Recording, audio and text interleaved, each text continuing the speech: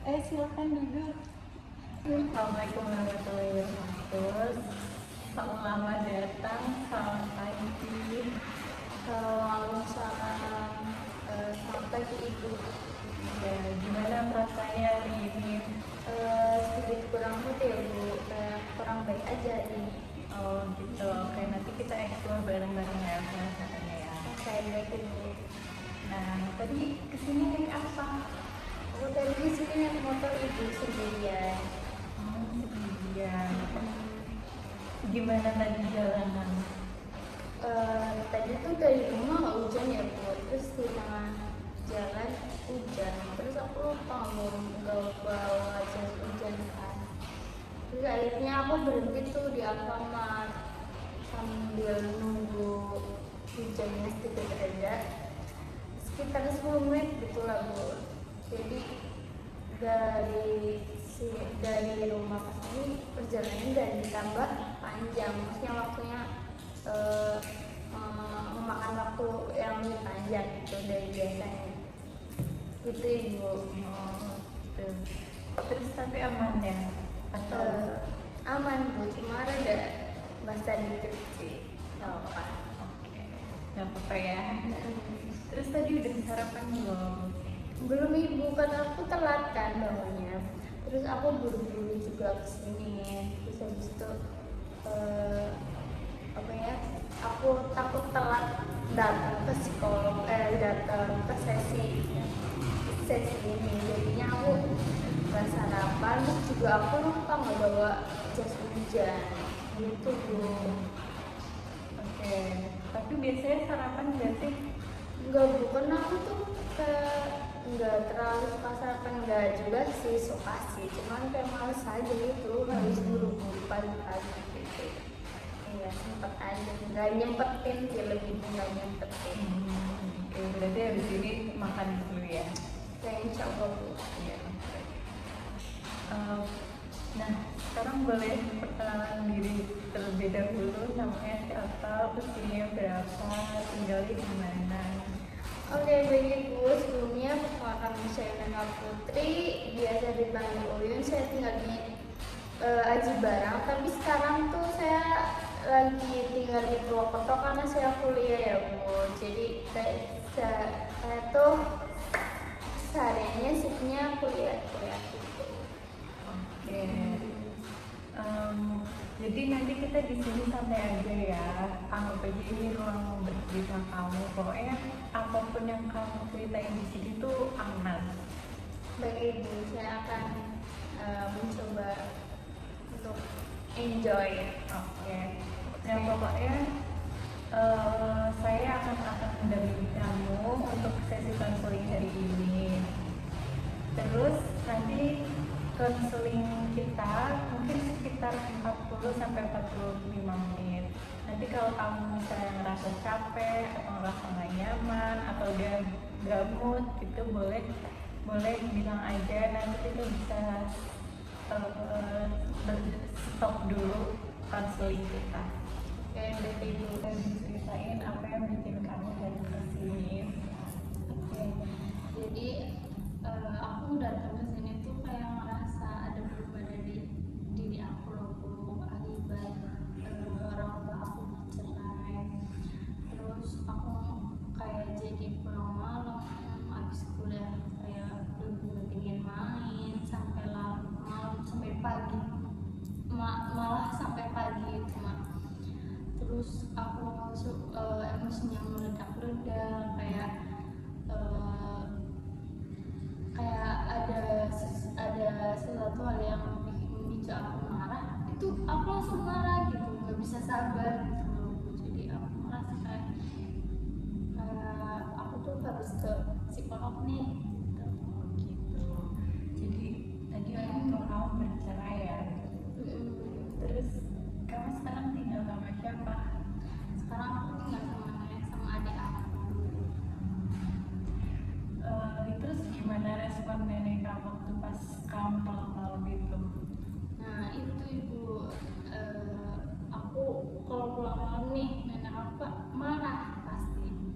Terus nenek aku karena aku merasa ini hidup aku loh, kenapa ngatur-ngatur sih gitu. Aku merasa kayak nggak bodo amat gitu, kayak ya udah ini hidup aku, nggak usah ngatur-ngatur gitu, kayak gitu gitu. Terus setelah kejadian itu kamu gimana rasanya? Aku merasa bersalah banget jujur, karena nenek aku pasti pengen yang terbaik buat aku kan, tapi aku malah kayak gitu. Tapi aku merasa bersalah habis itu, kayak ada penyesalan setelah aku ngomong kemarin nenek juga gitu. Oke, makasih ya udah jujur dan udah berani. Tadi kamu juga udah sadar ya kalau itu tuh hal yang salah. Kesadaran itu tuh penting banget. Nah sekarang saya mau ngajak kamu tuh buat explore apa sih yang terjadi sama pikiran kamu sama perilaku kamu. Boleh? Boleh banget ibu. Nah sekarang saya mau tanya, apa sih yang kamu pikirin ketika kamu ingat tentang perceraian orang tua kamu? Yang aku pikirin tuh aku jadi kayak gini tuh karena mereka gitu loh, karena dampak dari mereka cerai itu aku jadi kayak gini loh Bu. Kayak aku merasa kesepian, aku merasa sendiri, terus aku berubah, maksudnya berubah dalam tanda kutip, kayak aku jadi bandel gitu, karena aku tuh merasa perubahan yang drastis sama diri aku loh Bu akibat perceraian itu. Terus aku sering pulang larut malam, terus mudah emosi juga, terus kayak bukan diri aku yang dulu aja loh Bu. Terus kayak dampaknya ke aku tuh nggak baik juga Bu. Aku kayak jadi terus begadang, tapi dengan kayak gitu tuh aku jadi ngerasa nggak kesepian loh Bu, gitu Bu. Oh, berarti perceraian orang tua kamu tuh berdampak ke kamu jadi bersifat negatif gitu ya? Betul, kayak gitu Bu. Terima kasih ya udah berbagi cerita. Jadi berdasarkan cerita kamu itu sebenarnya bukan karena kamu ingin bersikap buruk, tapi karena emang kamu tuh memiliki perasaan sedih, marah, kecewa setelah orang tua kamu bercerai. Iya Ibu, gitu. Jadi kayak aku merasa sedih sama kecewa aja sama kedua orang tua aku karena kejadian, karena dampak dari perceraian aku sama aku jadi kayak gini sekarang Bu. Oke. Sebenarnya perasaan yang kamu rasain itu wajar banget. Perasaan sedih, kecewa, marah itu sangat wajar dan banyak juga orang yang mengalami itu. Apalagi setelah terjadi perubahan struktur di keluarga kamu ya. Ya Ibu, jadi kayak mungkin karena ini ya Bu, karena dari awal tuh aku kayak ngerasa happy aja sama mereka, terus akhirnya kejadian itu terjadi, itu kayak buat aku jadi kayak terpuruk banget gitu. Jadi aku kayak ngerasa sendiri gitu. Nah, yang terlihat itu sebenarnya kamu itu anak yang baik dan peka. Buktinya setelah kamu membentak nenek itu kamu merasa bersalah dan kamu tuh menyadari hal itu. Nah, terus bisa dilihat juga kamu itu udah ngerasain gitu kalau kamu tuh ada yang salah. Jadi bisa terlihat kalau kamu itu memiliki keinginan untuk menjadi yang lebih baik dan menjalani hidup yang lebih baik. Ya Ibu, kayak gitu.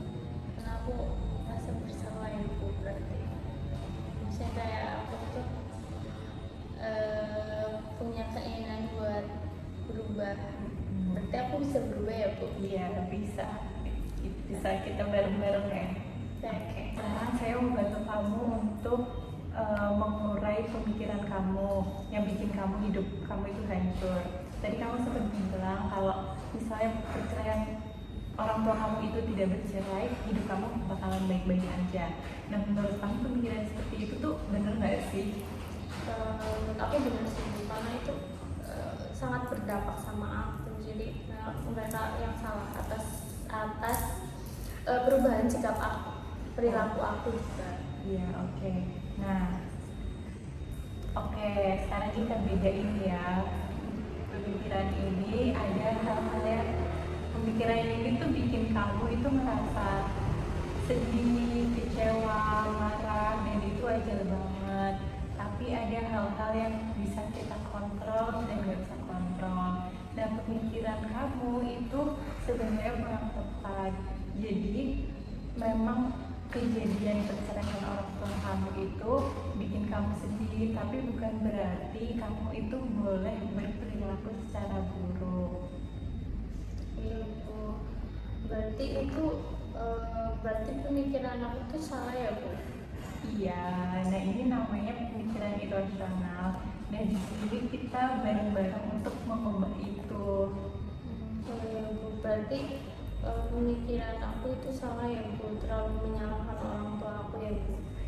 Iya, benar. Ini namanya pemikiran irasional. Jadi sebenarnya memang kamu boleh ngerasain sedih, marah, kecewa, itu nggak apa-apa dan wajar banget. Tapi di sini yang salah itu adalah perilakumu dan bagaimana cara kamu berpikir. Gitu Bu. Itu. Nah, sekarang kita coba tantang pemikiran seperti itu ya. Kalau misalnya perceraian itu bikin hidup itu rusak, apakah berarti semua orang yang orang tua bercerai kayak kamu? Bener kayak gitu? Enggak juga sih Bu, ada orang yang mengalami broken home, tapi mereka tetap bisa menjalani kehidupan dengan baik gitu. Maksudnya kayak mereka tetap bisa menjalani aktivitas sehari-hari dengan baik, kayak nggak ada terjadi sesuatu apapun gitu. Jadi kayaknya nggak semua orang kayak aku, maksudnya kayak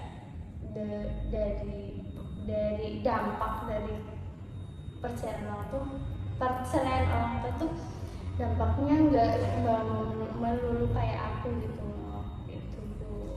Nah benar, berarti perceraian itu tidak memberikan dampak buruk terhadap diri kamu.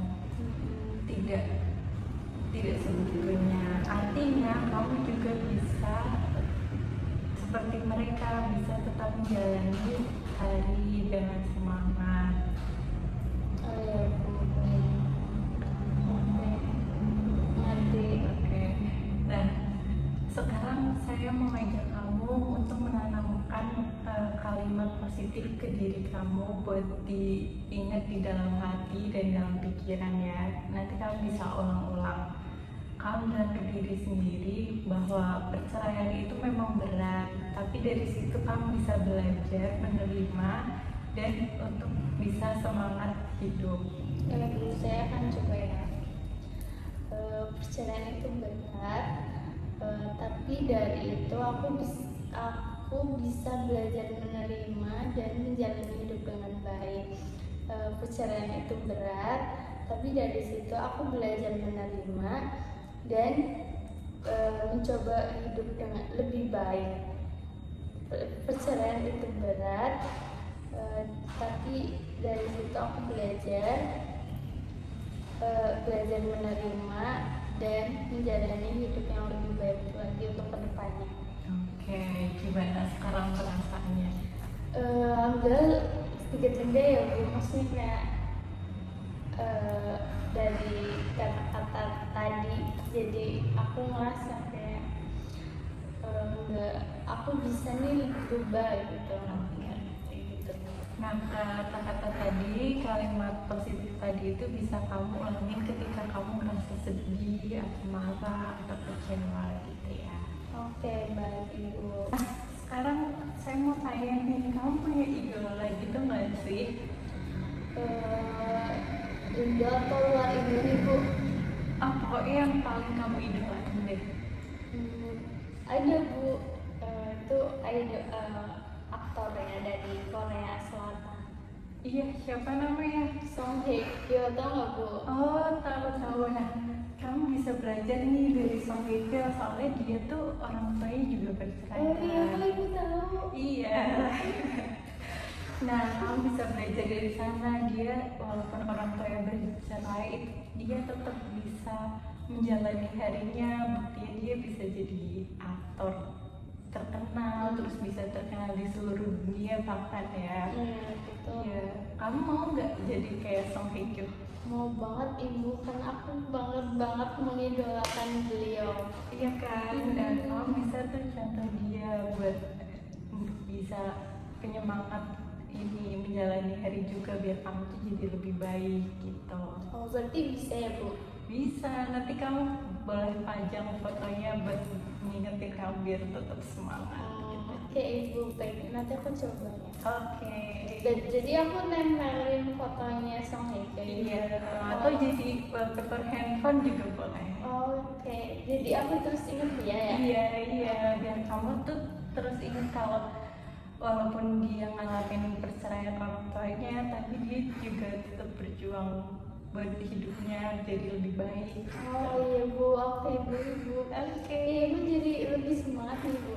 Iya. Makasih ya. Iya. Nah, hari ini kita udah ngobrol banyak banget ya. Iya bu. Nah, kamu udah bisa lihat kalau dengan nakal, pulang malam, terus marah-marahnya itu tuh karena perasaan sedih, kecewa akibat perceraian orang tua kamu itu belum tersalurkan. Tapi kamu udah belajar kan gimana cara ngatasin emosi itu dengan baik? Iya udah bu, tadi udah diajarin sama ibu ya. Iya bener ya. Terus gimana perasaan kamu sekarang? Gue udah lega banget bu. Karena mungkin aku udah mengungkapin semua rasa yang ada di dalam hati aku ya, maksudnya kayak emosi yang terpendam aku, jadi nggak sesek tadi pas aku baru kesini. Oke, bagus banget. Ingat ya, ini proses, jadi kamu nggak perlu harus langsung sempurna, tapi nanti dengan latihan, misalnya kamu tadi latihan menulis, terus memberikan kalimat positif ke diri sendiri sama modeling ke idola kamu, itu insya Allah bisa merubah diri kamu pelan-pelan ya. Kayak begitu. Oke. Berarti itu sangat berdampak ya Bu? Iya, insya Allah. Kalau konsisten ya. Iya, insya Allah kamu bisa berubah ya, kita bareng-bareng. Nanti kita lihat lagi prosesnya di sesi berikutnya. Oke, baik ibu, nanti saya akan nyoba satu-satu ya Bu. Iya, oke. Makasih banget ya udah datang, udah berani jujur, udah mau cerita di sesi konseling kita kali ini. Sampai jumpa di konseling berikutnya. Semangat terus ya. Oke ibu, terima kasih banyak ya Bu atas waktunya, juga sudah mau mendengarkan saya. Oke, terima kasih ya udah berani datang ke sini, udah mau jujur, udah berani cerita. Nanti kita bareng-bareng lihat prosesnya. Semoga kita juga bisa berubah ya. Semangat terus pokoknya. Oke, baik ibu, terima kasih juga ya Bu, sudah mau mendengarkan saya, sudah mau menyisikan waktu buat saya juga. Terima kasih Bu atas afirmasi positifnya tadi, sehingga saya merasa sedikit merasa lega juga. Terima kasih Bu. Iya, dengan senang hati. Sampai jumpa di sesi selanjutnya ya. Oke Ibu, baik. Oke, ini saya tutup ya. Oke. Sekian dari saya. Wassalamualaikum warahmatullahi wabarakatuh. Waalaikumsalam warahmatullahi wabarakatuh.